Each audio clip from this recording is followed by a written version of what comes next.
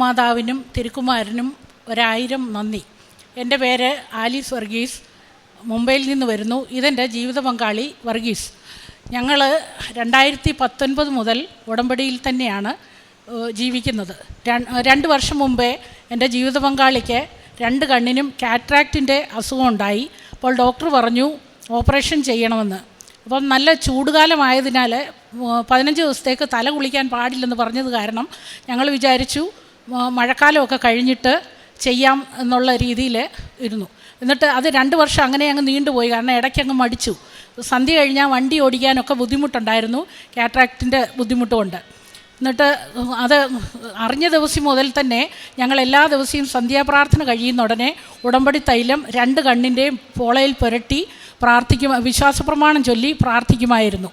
അങ്ങനെ 2 മാസം മുന്നേ ഒരു ദിവസം മുഖം കഴുകുമ്പോൾ എൻ്റെ ജീവിത പങ്കാളി എന്നോട് പറഞ്ഞു, എൻ്റെ കണ്ണിൽ നിന്ന് എന്തോ അടർന്നു വീണതായിട്ട് തോന്നുന്നു, വെളുത്ത് എന്ന് പറഞ്ഞു. അപ്പോൾ ഞാൻ പറഞ്ഞു ചിലപ്പം കണ്ണിൽ ചൂട് കാരണം ചീമ്പലായിരിക്കുമെന്ന്. അപ്പോൾ പറഞ്ഞു അതല്ല, എൻ്റെ കണ്ണിൽ നിന്ന് എന്തോ ഒരു സാധനം അടർന്നു പോയെന്ന്. പിന്നെ ഞങ്ങൾ കണ്ണാടി മാറണമെന്ന്, ഒരു കണ്ണാടി ഉണ്ടായിരുന്നത് കളഞ്ഞു പോയി. അപ്പോൾ പുതിയ കണ്ണാടി വാങ്ങിക്കണമെന്ന് പറഞ്ഞിട്ട് ഡോക്ടറെ അടുത്ത് പോയി.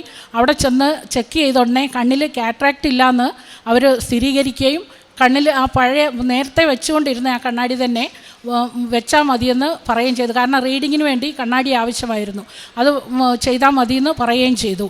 അങ്ങനെ പൂർണ്ണ സൗഖ്യം കണ്ണിന് കിട്ടി, ഒരു ഓപ്പറേഷനും കൂടാതെ. മാതാവിന് തിരുക്കുമാരനും 1000 നന്ദി. അതുപോലെ 12 വർഷമായിട്ട് എനിക്ക് തൈറോയിഡുണ്ട്. അപ്പോൾ ആ തൈറോയിഡിന് ഞാൻ 100 mg മരുന്നാണ് കഴിച്ചുകൊണ്ടിരുന്നത്. അപ്പോൾ ഒരു ദിവസം ഞാൻ അങ്ങനെ ഒരു സാക്ഷ്യം കേൾക്കാനിടയായി. ഒരു സഹോദരിക്ക് കുറേ വർഷങ്ങളായിട്ടുള്ള തൈറോയിഡ് ഇവിടുത്തെ ഉടമ്പടി തൈലവും ഉപ്പും തേനും കഴിച്ചതിൻ്റെ ഫലമായിട്ട് മാറിക്കിട്ടിയെന്ന്. അപ്പോൾ ഞാൻ വിചാരിച്ചു, ഞാൻ ഉടമ്പടിയിൽ സ്ഥിരമായിട്ട് നിൽക്കുന്ന ആളാണ്, എന്തുകൊണ്ട് എനിക്കും അങ്ങനെ ചെയ്തുകൂടാ. പിറ്റേ ദിവസം മുതൽ ഞാൻ മരുന്ന് 100 mg ആ മരുന്ന് ഉപേക്ഷിച്ചിട്ട് ഉടമ്പടി തൈലം രാവിലത്തെ പ്രാർത്ഥന കഴിഞ്ഞ് എൻ്റെ തൊണ്ടയിൽ പുരട്ടുകയും ഉപ്പും തേനും കഴിക്കുകയും ചെയ്തു. ഇത്രയും വർഷമായിട്ട്, അത് കഴിഞ്ഞിട്ട് ഇപ്പോൾ 2 വർഷമായി പൂർണ്ണമായിട്ട് എപ്പോൾ ചെക്ക് ചെയ്താലും എൻ്റെ തൈറോയിഡ് നോർമലാണ്. യാതൊരു പ്രശ്നവും തൈറോയിഡിൻ്റേതായിട്ടുള്ളത് എനിക്കിപ്പോൾ ഇല്ല. മൂന്നാമതായിട്ട് 25 വർഷമായിട്ട് എൻ്റെ വസ്തുവിൻ്റെ പോക്കുവരവ് നടക്കാതെ കിടക്കുകയായിരുന്നു. അത് നേരത്തെ വസ്തു എഴുതിയ സമയത്ത് പോക്കുവരവ് ചെയ്യാനായിട്ട് വില്ലേജ് ഓഫീസിൽ അപേക്ഷ കൊടുത്തെങ്കിലും പിന്നീട് ഞങ്ങൾക്ക് അത് കണ്ടിന്യൂ ചെയ്യാൻ, ഫോളോ അപ്പ് ചെയ്യാൻ പറ്റാതെ വന്നു. അപ്പോൾ ആ സമയത്ത് അതങ്ങ് മറന്നു പോവുകയും ചെയ്തു. ഇപ്പോൾ 1 വർഷം മുന്നെയാണ് ഞങ്ങളത് അറിയുന്നത്, അതിന് പോക്കുവരവ് ചെയ്തിട്ടില്ല, അതിന് കരമടയ്ക്കാൻ പറ്റുന്നില്ല എന്നുള്ള കാര്യം. അങ്ങനെ ആ വില്ലേജ് ഓഫീസിൽ പോയി. സാധാരണയാണെങ്കിൽ പെട്ടെന്നൊന്നും അത് സാധിച്ചു കിട്ടുകയില്ല. 2-3 വർഷമായവരുടെയൊക്കെ അപേക്ഷകൾ അവിടെ കിടക്കുകയാണെന്നാണ് അറിഞ്ഞ ആൾക്കാരൊക്കെ ഞങ്ങളോട് പറഞ്ഞത്. ഞാൻ അവിടെ പോയിട്ട്, ഞങ്ങൾ 2 ആളും കൂടാണ് പോയത്. അവിടെ ചെന്ന് ഉടമ്പടി ഉപ്പ് വിശ്വാസപ്രമാണം ചൊല്ലി വില്ലേജ് ഓഫീസറുടെ മേശയുടെ സൈഡിലായിട്ട് ആരും ചവിട്ടാത്തടത്തായിട്ട് ഇട്ടു പ്രാർത്ഥിച്ചു. ദൈവത്തിൻ്റെ കൃപയാൽ പെട്ടെന്ന് തന്നെ ആ വില്ലേജ് ഓഫീസർ അത് എൻ്റെ അപേക്ഷകളെല്ലാം നോക്കുകയും 4 ദിവസത്തിനുള്ളിൽ തന്നെ അതെല്ലാം ശരിയാക്കി തരികയും ചെയ്തു. അത് ആ ഓഫീസിലുള്ളവർക്കും അതിശയമായിരുന്നു. ആ ചുറ്റുവട്ടത്തുള്ള കേട്ട എല്ലാ ആൾക്കാരും പറഞ്ഞു, ഒരു കാരണവശാലും ആ ഓഫീസർ അങ്ങനെ ചെയ്യുകയില്ല, കാരണം നല്ല കൈക്കൂലി വാങ്ങിക്കുന്ന ആളാണ്. അപ്പോൾ ഇത് നിങ്ങൾക്ക് എങ്ങനെ ഇത്രയും പ്രത്യേകം പെട്ടെന്ന് കിട്ടിയെന്നുള്ളത് പരിശുദ്ധ അമ്മയുടെ ഇടപെടലാണെന്ന് ഞങ്ങൾ പൂർണ്ണമായിട്ടും വിശ്വസിക്കുന്നു. 6 മാസം മുമ്പ് എനിക്ക് ഒരു ബ്ലീഡിങ് ഉണ്ടായി. അപ്പോൾ ആ ബ്ലീഡിങ്ങിൻ്റെ സമയത്ത് വല്ലാത്ത ബുദ്ധിമുട്ടുണ്ടാകുകയും ഡോക്ടറെ കാണിക്കാൻ പോകുന്ന സമയത്ത് തന്നെ പരിശുദ്ധ അമ്മയുടെ ഉടമ്പടി തൈലവും ഉപ്പും തേനും എല്ലാം ഉപയോഗിക്കുകയും സോണോഗ്രഫി എടുക്കുന്ന സമയത്ത് കാശുരൂപം കയ്യിൽ പിടിച്ച് വിശ്വാസപ്രമാണം ചൊല്ലിക്കൊണ്ടിരുന്നു. ദൈവകൃപയാൽ റിപ്പോർട്ടെല്ലാം നോർമലായിട്ട് വന്നു, യാതൊരു പ്രശ്നവും ഇല്ലാതിരുന്നു. അതുപോലെ എൻ്റെ ബ്രസ്റ്റിന് ഒരു ചെറിയ തടിപ്പ്, ഒരു നെല്ലിക്ക വലിപ്പത്തിലുള്ള തടിപ്പും വേദനയും ഒക്കെ ഉണ്ടായിരുന്നു. അത് ഡോക്ടറെ കാണിച്ചുടനെ സോണോമാമോഗ്രഫി എടുക്കണമെന്ന് പറഞ്ഞു. അപ്പം സോണോമാമോഗ്രഫി എടുക്കാൻ പോയ സമയത്ത് ഞങ്ങൾ വളരെ പ്രാർത്ഥിച്ച് ഉടമ്പടി തൈലമൊക്കെ പുരട്ടി ഉപ്പും തേനും കഴിച്ചിട്ടാണ് പോയത്. അവിടെ ചെന്ന് ഇതെല്ലാം എടുത്തു കഴിഞ്ഞപ്പോൾ റിപ്പോർട്ട് വളരെ നോർമലാണെന്ന് കണ്ടു.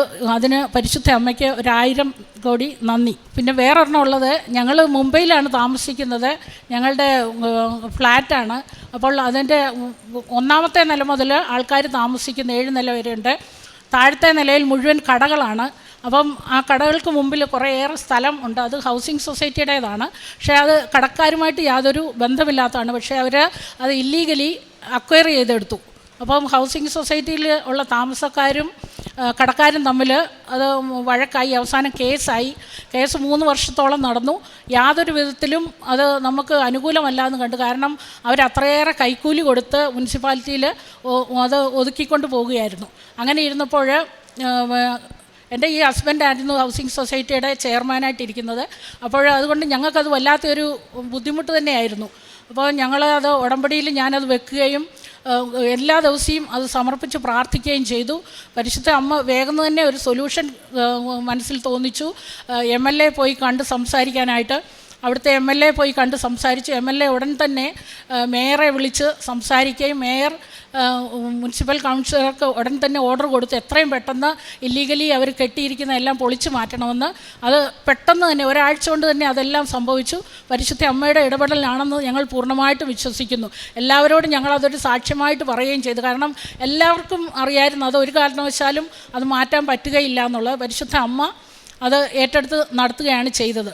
പിന്നെ കാരുണ്യപ്രവർത്തികളായിട്ട് ഞങ്ങൾ പല ഭാഷകളിലുള്ള ബൈബിളുകൾ എല്ലാം വാങ്ങിച്ച് പിന്നെ പലർക്കായിട്ട് വിതരണം ചെയ്യുന്നു. മറാഠി, ഇംഗ്ലീഷ്, ഹിന്ദി, മലയാളത്തിൽ വേണ്ടവർക്ക് അത് ചോദിക്കുന്നവർക്കല്ല, 1-2 കുറേ ഏറെ അങ്ങനെ ചെയ്യുന്നു. പിന്നെ വിവാഹം കഴിക്കാൻ നിവൃത്തിയില്ലാതെ പൈസയ്ക്കൊക്കെ ബുദ്ധിമുട്ടുന്ന ആൾക്കാർക്ക് ചെറിയ എമൗണ്ടല്ല, ദൈവം അനുവദിച്ച നല്ല എമൗണ്ടുകൾ തന്നെ കൊടുത്ത് അവരെ സഹായിക്കുന്നു. രോഗികൾക്കൊക്കെ മരുന്ന് വാങ്ങിക്കാനും മരുന്ന് വാങ്ങിച്ചു കൊടുക്കുകയും അല്ലാതെ മരുന്ന് വാങ്ങിക്കാനും ഹോസ്പിറ്റലിൽ പോകാൻ സൗകര്യമില്ലാത്തവരെ ഹോസ്പിറ്റലിൽ കൊണ്ടുപോകാനും ഒക്കെ ആയിട്ടുള്ള കാര്യങ്ങൾ ചെയ്യുന്നു. രോഗി സന്ദർശനം ചെയ്യുന്നുണ്ട്. പിന്നെ അത് കഴിഞ്ഞിട്ട് പ്രേക്ഷിത പ്രവർത്തനം എന്ന് വെച്ച് കഴിഞ്ഞാൽ മറാഠി, ഹിന്ദി, കൊങ്കിണി, ഇംഗ്ലീഷ് അങ്ങനെയുള്ള പേപ്പറുകളെല്ലാം വാങ്ങിച്ച് ഞങ്ങൾ അത് ഉടമ്പടി ഉപ്പും തൈലവും തേച്ച് വിശ്വാസപ്രമാണം ചൊല്ലി പ്രാർത്ഥിച്ചിട്ട് ഞങ്ങൾ 2 പേരുമായിട്ടാണ് നടന്ന് എല്ലാവർക്കും കൊടുക്കുന്നത്. ഇപ്രാവശ്യം കുറേയേറെ വാങ്ങിച്ചിട്ടുണ്ട് കൊണ്ടുപോയി കൊടുക്കാനായിട്ട്. അതുപോലെ ഉടമ്പടി ഉപ്പ്, തേന് ഇത് ചോദിക്കുന്ന, അതുപോലെ കാശുരൂപങ്ങൾ, വെഞ്ചരിച്ചത്, കൊന്ത, ഇതൊക്കെ ഒരുപാട് ആൾക്കാർ ചോദിക്കും. കാരണം പലർക്കും ഇവിടെ കൃപാസനത്ത് വരാൻ പറ്റാതെ വിഷമിക്കുന്നവരുണ്ട്. അപ്പോൾ അങ്ങനെയുള്ള എല്ലാവർക്കും ഇത് കൊണ്ടു കൊടുക്കുകയും അവരോട് ഈ പ്രാർത്ഥനയെക്കുറിച്ച് പറഞ്ഞു കൊടുക്കുകയൊക്കെ ചെയ്യുന്നു. മറാഠികൾക്കൊക്കെ ഒത്തിരി സന്തോഷം തോന്നിയിട്ടുണ്ട്. പലരും ഓൺലൈനിൽ ഉടമ്പടി എടുത്തിട്ടുണ്ട്. പിന്നെ ഞങ്ങൾ കാരണം ഞങ്ങളുടെ കുടുംബത്തിൽ തന്നെ ഒരുപാട് ആൾക്കാർ ഉടമ്പടി എടുത്തിട്ടുണ്ട്. പിന്നെ ഞങ്ങളുടെ സ്നേഹത്തിലും പരിചയത്തിലുള്ള ഒത്തിരി വ്യക്തികൾ ഞങ്ങൾ കാരണം ഉടമ്പടി എടുത്തിട്ടുണ്ട്. പിന്നെ എൻ്റെ ആത്മീയ ഉന്നതി എന്ന് പറയാൻ, ഞാൻ മാർത്തോമാ സഭയിൽ ജനിച്ചു വളർന്ന വ്യക്തിയാണ്. എന്നെ വിവാഹം കഴിച്ചത് കാത്തലിക്കിലാണ്. അത് കാരണം എനിക്ക് ജപമാലയോടൊന്നും വലിയ ഭക്തിയൊന്നും ഇല്ലായിരുന്നു. കാരണം അറിയാൻ വയ്യാത്തത് കൊണ്ടുള്ള ഇതായിരുന്നു. പക്ഷേ ഉടമ്പടി എടുത്തതിന് ശേഷം ജപമാലയോട് അടങ്ങാത്ത ഒരു സ്നേഹവും ഭക്തിയും എല്ലാം വരികയും ഡെയിലി ഏറ്റവും കുറഞ്ഞത് 4 ജപമാല, സമ്പൂർണ്ണ ജപമാല ചൊല്ലും. പിന്നെ കുടുംബ പ്രാർത്ഥനയ്ക്ക് സ്പെഷ്യലായിട്ട് ചൊല്ലും. പിന്നെ എല്ലാ ദിവസവും വിശുദ്ധ കുർബാന മുടക്കുകയില്ല. പറ്റുന്ന സമയത്തെല്ലാം ദിവ്യകാരുണ്യ സന്നിധിയിൽ പോയിരിക്കും.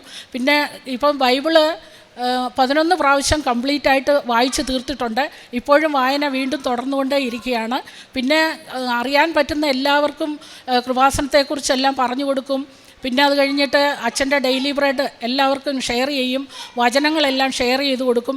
ആ വചനങ്ങളൊക്കെ ഷെയർ ചെയ്ത് കൊടുക്കുമ്പോൾ തന്നെ പലരും പറയും വളരെ സന്തോഷം തോന്നുന്നുണ്ട്, ആ വചനം ഞങ്ങൾ കേൾക്കുമ്പോഴും വായിക്കുമ്പോഴും ഒക്കെ ഞങ്ങൾക്ക് ഒത്തിരി സമാധാനവും സന്തോഷവും തോന്നുന്നുണ്ട്. ഹിന്ദുക്കളായാലും ഒക്കെ ഒത്തിരി പേർക്ക് ഒരുപാട് സമാധാനം അങ്ങനെ കിട്ടുന്നുണ്ടെന്നൊക്കെ സാക്ഷ്യപ്പെടുത്തിയിട്ടുണ്ട്.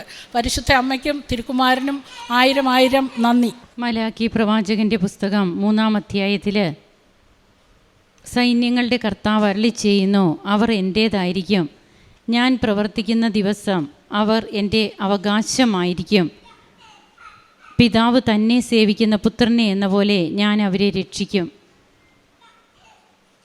തങ്ങൾക്ക് കിട്ടിയ രോഗസൗഖ്യാനുഭവങ്ങൾ, അതുപോലെ അതൊക്കെ എത്ര വർഷമായിട്ട് ഓരോന്നും തങ്ങളെ അലട്ടിക്കൊണ്ടിരുന്നതാണ്. ഓപ്പറേഷനൊക്കെ പറഞ്ഞിരുന്ന പല കാര്യങ്ങൾ, അതൊന്നും ഓപ്പറേഷൻ കൂടാതെ തന്നെ സൗഖ്യാനുഭവമായിട്ട് മാറുന്നു.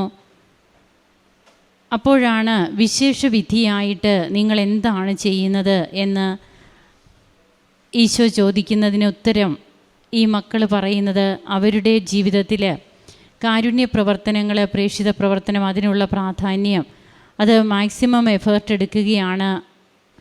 സ്വർഗസ്ഥനായ പിതാവ് പരിപൂർണനായിരിക്കുന്നത് പോലെ നിങ്ങളും പരിപൂർണരായിരിക്കുവിൻ. ഈ ഒരു പരിപൂർണതയുടെ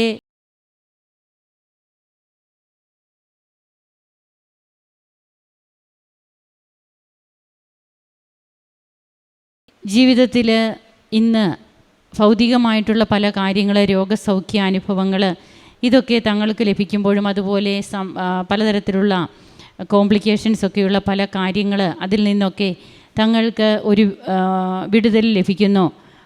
3 വർഷത്തോളം കേസ് നടന്നിട്ടും യാതൊരു പ്രയോജനവും ഇല്ലാതിരുന്ന കാര്യങ്ങളൊക്കെ പരിശുദ്ധ അമ്മയെ വിളിക്കുമ്പോൾ സ്ഥലത്തെ മേയറേക്കാളും തങ്ങൾക്ക് വിളിക്കുവാനായിട്ട് ഉള്ളത് സ്വർഗത്തിൻ്റെ അമ്മയാണെന്ന് ഇവിടെ ഇവർ പ്രസ്താവിക്കുകയാണ്.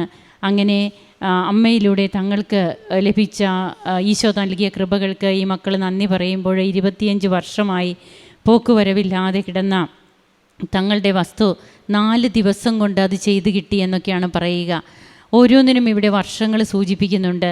അതൊക്കെ തന്നെയാണ് സമയച്ചുരുക്കം എങ്ങനെ ഒരു വ്യക്തിയുടെ അല്ലെങ്കിൽ ഒരു കുടുംബത്തിൻ്റെ ജീവിതത്തിൽ അമ്മയിലൂടെ നടക്കുന്നു എന്നുള്ളത് നമുക്ക് വ്യക്തമാവുന്ന അനുഭവങ്ങളാണ് നാം കേട്ടുകൊണ്ടിരിക്കുക. ഈ കുടുംബത്തിന് പ്രത്യേകിച്ച് തങ്ങളുടെ ആത്മീയ ജീവിതം എത്ര പ്രാവശ്യം ബൈബിൾ വായിക്കുന്നു, അതും പല ഭാഷകളിലുള്ള ബൈബിളൊക്കെ വാങ്ങിച്ച് മറ്റുള്ളവർക്ക് കൊടുക്കുവാനുള്ള ഒരു തീഷ്ണത. തിരുവചനം നാം വായിക്കുമ്പോൾ ഈശോയെ തന്നെയാണ് നാം വായിക്കുക. ഈശോ നമ്മെ വായിക്കുന്ന ആ ഒരു അനുഭവം അത് ഹൃദ്യമായിട്ട് നമുക്ക് മാറണമെങ്കിൽ തീർച്ചയായും നാം ഈശോയിൽ ജീവിക്കുന്നവരാകണം, ഈശോയെ കൊണ്ട് നിറയുന്നവരാകണം. 11 പ്രാവശ്യമൊക്കെ 10 പ്രാവശ്യം വായിച്ചു തീർത്തു, 11ാമത് തുടങ്ങി എന്നാണ് പറയുക. അതെല്ലാം ഉടമ്പടി ജീവിതത്തിൻ്റെ ഏറ്റവും വലിയ കൃപയായിട്ട് ഈ കുടുംബം ഇന്ന് കാണുമ്പോൾ നമുക്കും നന്ദിയോടെ കരങ്ങൾ കൂപ്പി ദൈവത്തെ മഹത്വപ്പെടുത്താം. യേശുവേ നന്ദി, യേശുവേ സ്തുതി, യേശുവേ ആരാധന. അത്യപൂർവ ദൈവാനുഭവങ്ങൾ ഇനി നിങ്ങൾക്കും സ്വന്തം. ഈ യൂട്യൂബ് ചാനൽ ഇതുവരെ സബ്സ്ക്രൈബ് ചെയ്തിട്ടില്ലെങ്കിൽ ഇപ്പോൾ തന്നെ സബ്സ്ക്രൈബ് ചെയ്യുക. ഈ വീഡിയോ ഇപ്പോൾ തന്നെ നിങ്ങളുടെ സുഹൃത്തുക്കൾക്ക് ഷെയർ ചെയ്തുകൊണ്ട് കർത്താവിൻ്റെ പ്രേക്ഷിതരാകുക.